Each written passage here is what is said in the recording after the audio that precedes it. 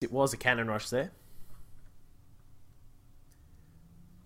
So, game number 2. Now starting out on Whirlwind, of course, often considered a bit of a Zerg haven from time to time because it is very easy to expand. We'll see if our player up at the top right-hand side is able to take advantage of that.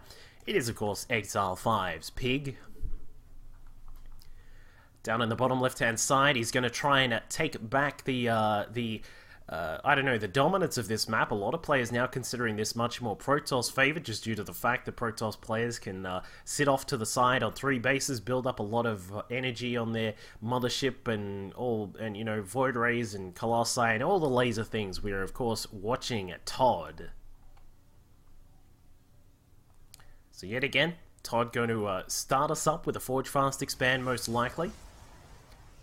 In fact, it may not be the Forge Fast expand. He's going to chrono boost the probes out here. We'll keep an eye on whether he continues building the probes at this Nexus past the roundabout past the 13 count. Because no, there he goes. He is going to set up that Forge down at the natural. And we'll see if he's going to go for some kind of annoying cannon rush down here at the natural. PiG going to have to be very much on the ball. This Overlord is where is this guy headed to? Is he? I can't see the... Oh, there it is. It's down there. So, oh no. That's actually, okay, so it looks as if ToD is going to try and go for another cannon rush here. That's the only real reason I can figure that he wants to send out another probe like this is because he wants to get across and make sure that he is in position just in case PiG does take that expansion. So PiG, playing it out very safe, already has his spawning pool halfway done. And this is going to give ToD a little bit of an edge in the fact that his opponent's hatchery is going to be a lot further behind than it would normally be if he was going to go hatch first. But ToD, unfortunately, not catching that drone on the ramp. PiG is going to try and madly scramble to get the hatchery down, but unfortunately does not get it in time. ToD's going to sit out here and just put a pylon down and be as frustrating as he can be. PiG going to head across to what could be a third base.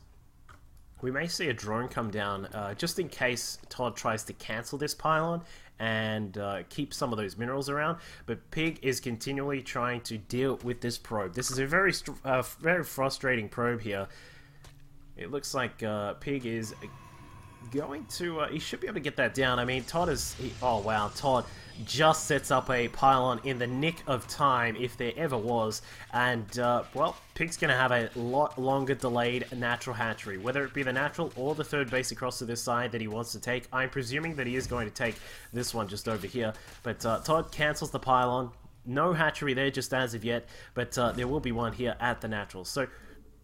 PiG is going to be a little bit frustrated with that fact that his hatchery is so very far behind. As we can see, he's going to try and catch up by building this third base as quickly as he can. Back at home for ToD, continually bringing out all of those probes. We can see he's up to 17 right now. Gas number 1, gas number 2. And it looks as if ToD is just going to play a much more sort of standardized game here. No attempts to cannon rush or anything annoying like that. As we can see, we've got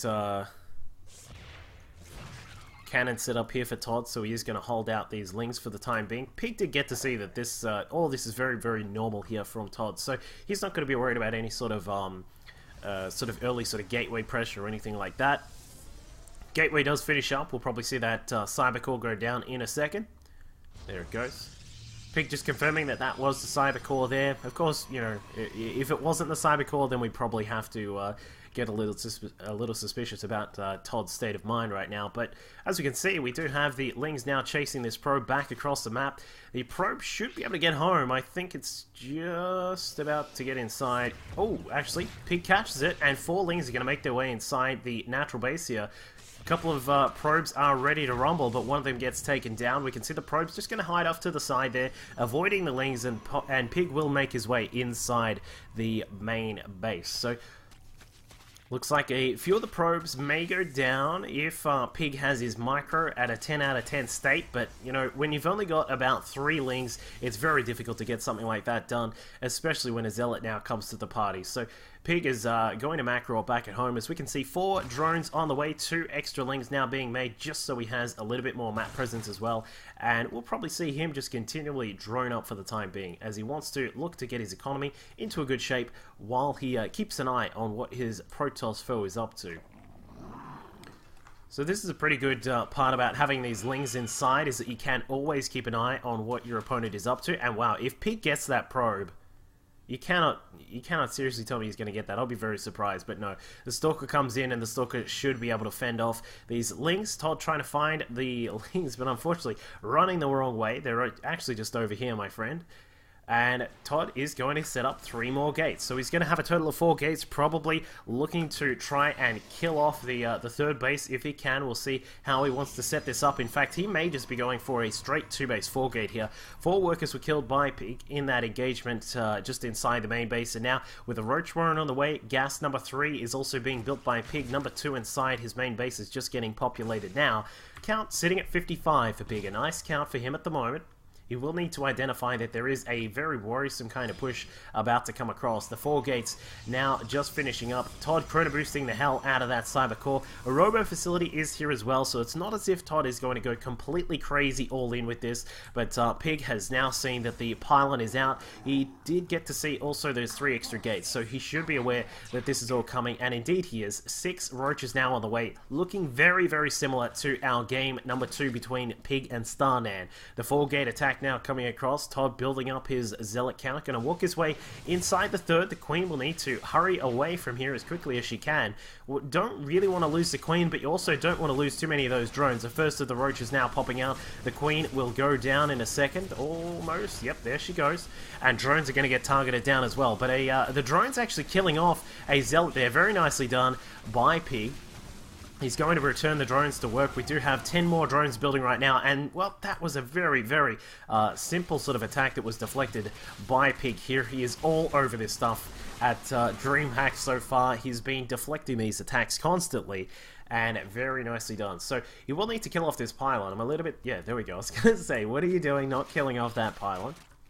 So ToD starting out with a bit of aggression, not getting as much damage as he'd want to, but he did kill off a Queen. I think he killed like 1. No, he didn't actually kill any drones, but he didn't kill any drones. But still, it's a little bit of damage done. He killed off a Queen, which may help out in latter stages. But PiG was able to keep his third base operational. We've got the 5th and the 6th gas now over here at the third base. So he's going to pump up that gas count. Roach Warren is done and researching the Roach movement speed. We can also see a macro hatch is getting prepared by PiG. So ready to kick his production up a notch, especially with a Spire on the way. So he's now saving, looking to save up a little bit of gas so we can get some mutas out as soon as that Spire pops. The mushroom building will be finishing up very soon as a 4th base starts up for PiG as well. So it looks like we will see PiG move across into a normal sort of Zerg style, where you're going to get those mutas out, see what pressure you can put on your Protoss opponent, expose any weaknesses if there are any. And it looks like, well, ToD was, yeah, he is going to look to take a 3rd base here, I would assume. Where is this probe going? He could be... I don't think he's faking it. Yeah, no, there we go. Oh, wow, some brilliant force fields from ToD. That is a wonderfully done set of force fields from the French Protoss player. Blast down those roaches, and PiG is going to be very unhappy with that engagement. As we can see, floating a little bit of minerals and some gas there, but now as 8 Mutalisks are now on the way out. That was perfectly prepared by PiG. ToD is going to know that this is coming, though. The observer out here, lots of sentries. They did use a few force fields, and ToD is marching his way across the map with these immortals. PiG is now checking out this base. He has discovered that there is no nexus here. It is a very, very big, scary, deadly, whatever you want to call it, push coming in from ToD, and this could look like a little bit of a troublesome situation. But the mutas have now come out. We've got 8 mutas out on the map. There are also 4 more on the way. If PiG can get rid of some of these sentries, which he is doing wonderfully, targeting them down as best as he can. Lings coming in from the side, and it looks like PiG should be able to clean this up. Very, very nicely done. Excellent timing, but there are some Stalkers that are now warping in. The mutas are getting targeted down by these Stalkers. The Roaches, however, are doing their damage on the Immortals, but the Roach count has been reduced. ToD has almost... If ToD loses that extra Immortal, this could be a very, very hard spot for ToD to fight back from, but no. Keeps one of the Immortals alive. In fact, no, the mutas target it down. We've now got a lot of Lings out, and, well, ToD is going to struggle to keep this attack on, because the Lings are going to just continually harass those Stalkers. The Stalkers go down, the Pylon is going to go down next, and PiG is going to take a very, very big lead here. who is having reminiscing thoughts of how Pig is playing at DreamHack here? When he loses a game, it's only game 1, and then he takes the next 2 games straight away. So maybe we'll have a reenactment of that kind of situation for Pig, but we'll see. Mutas are now out. ToD has got some defense back at home. Some Stalkers are prepared. We also do have a couple of Zealots and some more Stalkers now warping in, but the Mutas are going to be very, very annoying here. Pig trying to target down that pylon. We can see that he almost gets that pylon out of the way, but unfortunately not enough. Maulings now flooding down through the map. Pig is going to macro up behind this though. 10 more drones. We've got more mutas now on the way. +2 to air weapons is also being researched right now. So Pig is just continuing on with this harassment again. Very similar to game number 1 this time of Pig versus Starnan, where Pig has deflected the early attack and is now going to take a lot of map control, a lot of map presence over his opponent, and is going to deny him from constantly taking the 3rd base. So we see the mutas now floating through the main base. The cannon has been taken out, and Probe's just going to, well, they're just getting annihilated there. Pig is having a little bit of trouble through the middle of the map. ToD has revived an attack. He's now pushing it through the middle section. Lots of Stalkers are out. They do not have Blink. They do not have any further upgrades other than 1-1. And, well, this is kind of turning into a bit of a base trade now, and this is not a base trade you want to fight as a Protoss player. ToD agrees, and we go to a 1-1 scoreline.